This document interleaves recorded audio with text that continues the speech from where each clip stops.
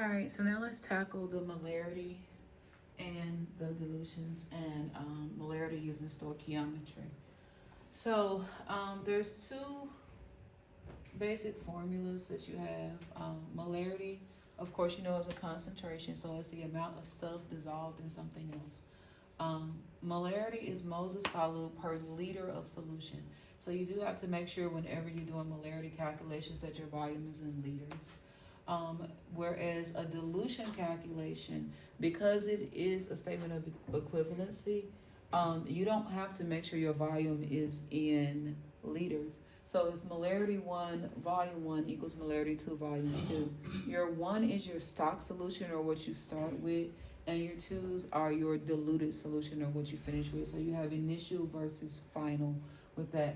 Your volume can be any volumetric. It could be deciliters, milliliters, centiliters, liters, cubic centimeters. Like, it doesn't matter as long as volume 1 and volume 2 are in the same unit.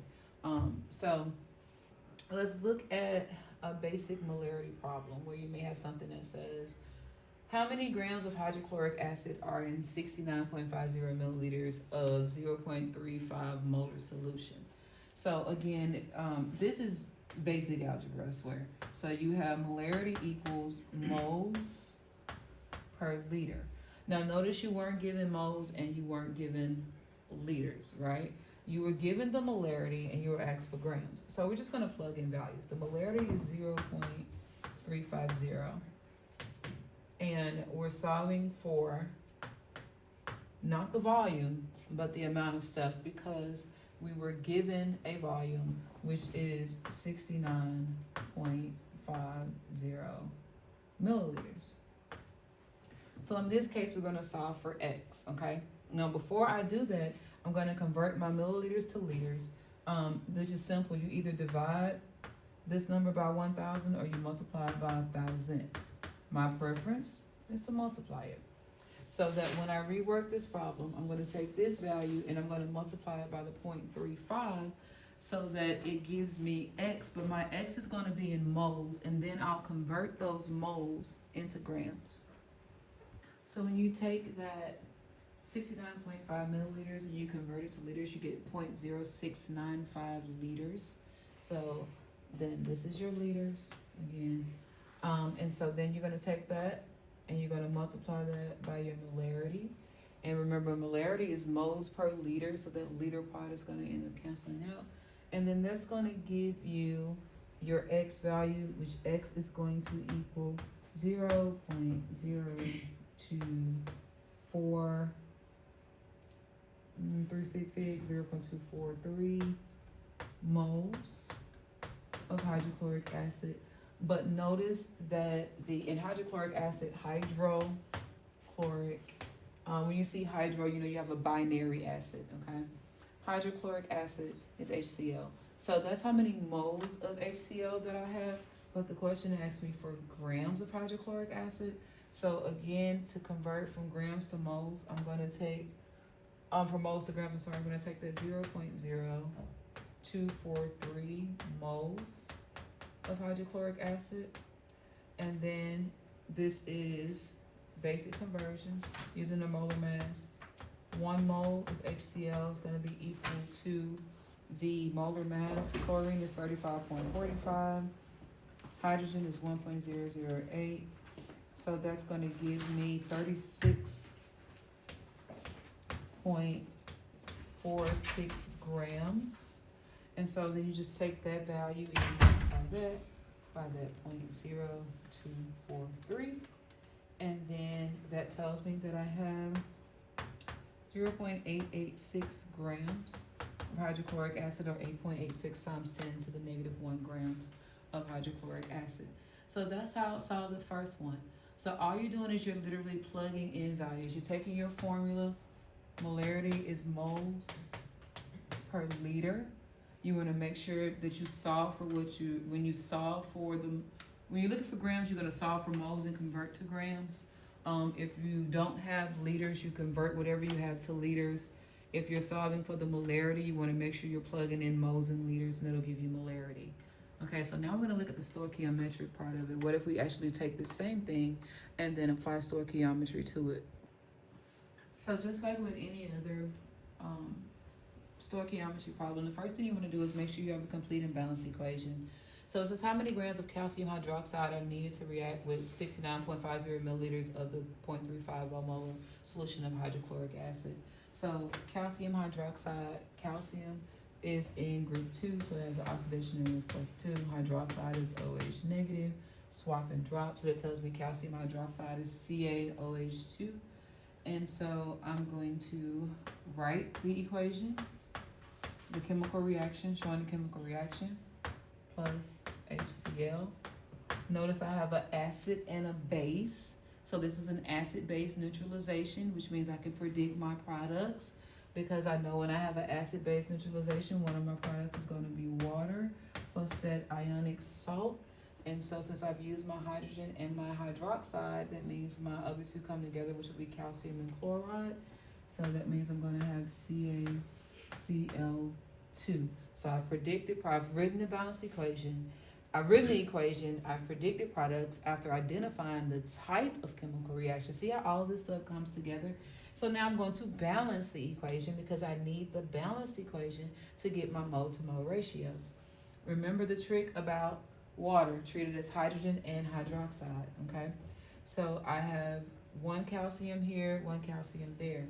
There's two hydroxides there, but there's only one hydroxide here because remember I'm thinking of water as HOH, not as H2O. So that means I'm going to take a 2 and put it in front of my hydrogen hydroxide.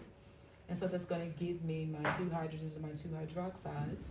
So I'm going to come back over here and put a 2 in front of that hydrogen, which will give me two hydrogens and two chlorines, which is fine with my chlorines over there because I have two chlorines there, two chlorines here, two hydrogens.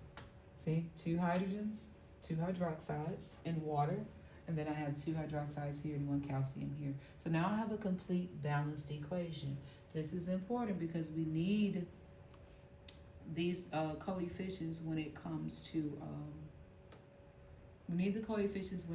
the mole to mole ratio that we're going to need in order to figure out this problem. So we were asked how many grams of calcium hydroxide are needed to react with that 69.50 milliliters of that 0.350 molar solution of hydrochloric acid.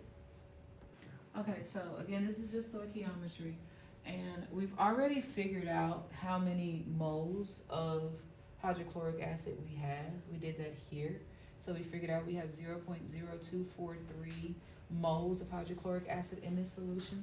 So that's my number. So I have 0.0243 moles of hydrochloric acid. Remember, when we did stoichiometry, you can go from moles anywhere. But when I'm trying to go from moles of something to moles of something else, that's my mole to mole ratio, which is why I need my balanced equation. So since I'm looking for the grams of calcium hydroxide, that means I'm going from moles of hydrochloric acid to moles of calcium hydroxide. So for every 2 moles of hydrochloric acid, there's 1 mole of calcium hydroxide. And my equation asks me, my problem asks me for how many grams of calcium hydroxide I would need. So that means I have to change my moles of calcium hydroxide to grams of calcium hydroxide, and that's the molar mass. So for every 1 mole of calcium hydroxide, we have to calculate the grams of calcium hydroxide. And again, calcium is 35.45. And we have 2 oxygens. So oxygen is 16, so it's going to be 35, so 45 plus 32. Plus my 2 hydrogens, hydrogen is 1.008. So that's going to give me a molar mass of 69.47 grams. So I'm going to take that 69.47 grams as my molar mass, and I am going to then figure out